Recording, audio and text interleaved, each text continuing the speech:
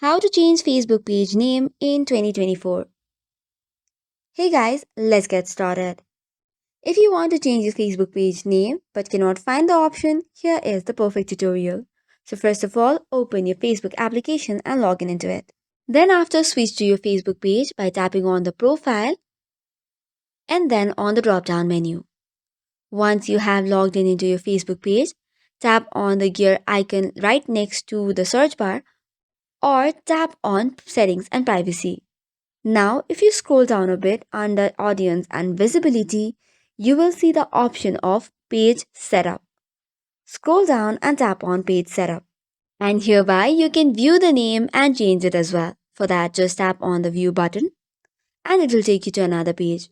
From there, you can tap on the text box and change the name. However, if you have recently changed your name, then it will take you back on the same page again and again for 60 days.